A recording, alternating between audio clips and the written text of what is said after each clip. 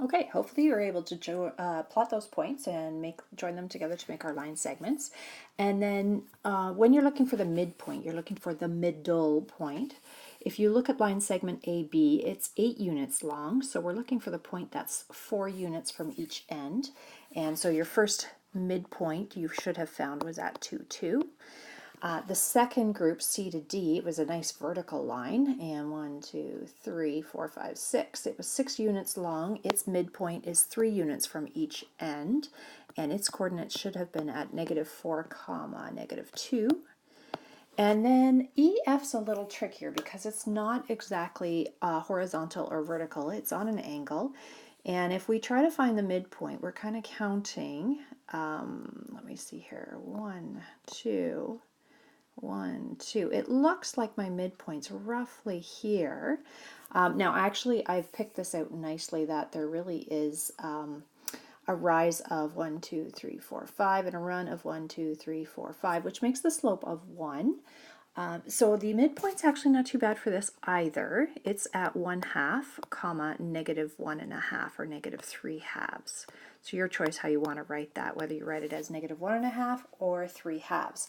Now, had I picked something different, like let's say I picked a line segment, let's go with 1 and -7, and then I'm going to go with 4 and -2.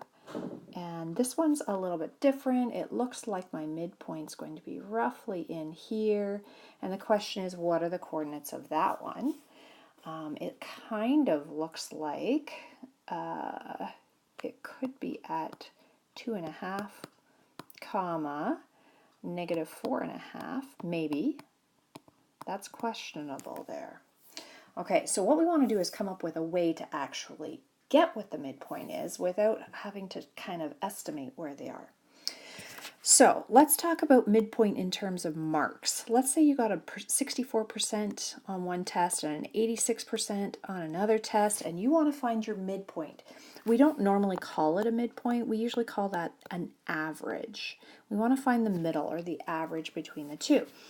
And you should know by now that if you add those two together and then divide by 2, that will give you the average value. The same is true when we're working with midpoints. We're actually going to find the middle of our x coordinates and divide by 2. And then we're going to find the middle of our y coordinates and divide by 2. And then that gives us the midpoint or the average. So let me flip to the next slide and we'll talk about that. Okay, so looking at these 2 points, I had a coordinate of 1, comma, -7. I'm just going to put this up here, 1, -7. And I also had a coordinate of 4, comma, -2. 4, comma, -2. If I actually really calculate the midpoint, I'm going to add my x coordinates together. So 1 plus 4 divided by 2. And then I have my y coordinates, -7, add -2, would just be subtract 2 divided by 2. And again, that looks like 5/2, which is the same as 2 and 1/2, and -9/2, which is the same as -4.5. So we did estimate that fairly well. Okay, so the midpoint of a line segment with these coordinates, so this could be my point A and this could be my point B. If I want the midpoint between those two, I'm really going to take my x coordinates and add them together. So x1 plus x2, and then we divide by 2, and that'll be the x coordinate of our midpoint. And then we can go y1 plus y2 and add those together, get that answer first, and then divide by 2. I'm having trouble with the stylus tonight. There we go. And we close that up. So it will be a coordinate. All right, so calculate the midpoint of E to F by using the formula. So my midpoint of E to F would equal, so that's an M, doesn't quite look like an M, but it is, MP for midpoint, and then I'm just using subscript EF to indicate I'm finding the midpoint of E to F. I'm going to add my 2 x coordinates together, so -2 plus 3, divide by 2, and then I add my 2 y coordinates together and divide by 2. I'm really averaging them. All right, negative 2 plus 3 is 1, and that's going to be over 2, and then negative 4 plus 1 is negative 3 over 2, which is exactly what we had gotten up in our diagram. Okay, I'm going to flip back to the previous slide and see if we can calculate the midpoint of the points that I had actually graphed there. Going back to our next slide here. Number 6, a diameter of a circle. Okay, so I'm a visual person. I like to draw a picture. So here's my diameter. Has, ooh, that was a very, very terrible diameter. Let's try that again. Goes through the center of the circle. That's what a diameter is. Has endpoints at negative 7, negative 4. So let's say that that's negative 7, negative 4 right there. And then my other set of coordinates. And notice I didn't even put this on a grid. I'm just organizing my information. You could put it on a grid if you would prefer.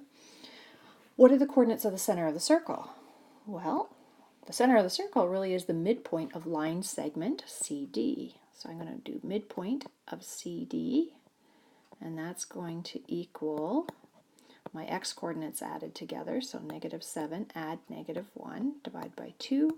And my y coordinates added together, negative 4 add 10 divided by 2. And then calculate, I got negative 8 divided by 2, which will be a negative 4 on the next line. And then negative 4 add 10 would be 6 divided by 2. So that's going to give us a midpoint at negative 4, 3. So I know that the center of the circle, the center is at negative 4, 3. All right, question number 7. For a line segment EF, one endpoint is at E, 6, 5, and the midpoint is at 4, 2. All right, so just a random line segment. Doesn't matter what it really looks like. You can put it on a grid if you prefer. If you want it to be more accurate, that's fine. So we have E there. F is going to be somewhere along here, and we know that M, the midpoint, is at 4, 2. Okay, so that's my midpoint, my M value there. All right, now I know that the x coordinate of my midpoint, is really the average of my x values. So add them together and divide by 2.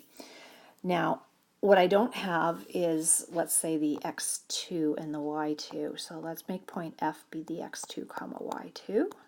But if I fill in what I know the x coordinate of my midpoint is a 4. I know one of my x coordinates is a 6. I don't know the other one, but we have this. So what we can do here is just use our equation solving abilities and solve this for the x2. First step, multiply both sides by 2. We're going to have 8 is equal to 6 plus some other number, x2. And then we could subtract 6 from both sides. And 8 subtract 6 would be 2. So our x2, our x coordinate for point F would be 2.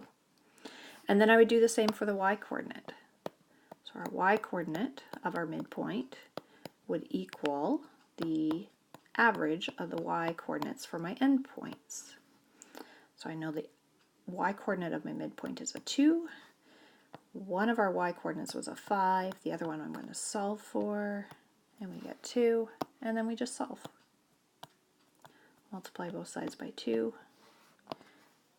We get 4 is equal to 5 plus y2. Subtract 5 from both sides, and we get negative 1 is equal to y2.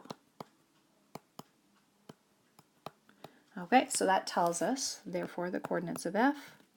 F is at, just because that's quicker to write than the coordinates of F are, and we have the x coordinate being 2, and the y coordinate is at negative 1.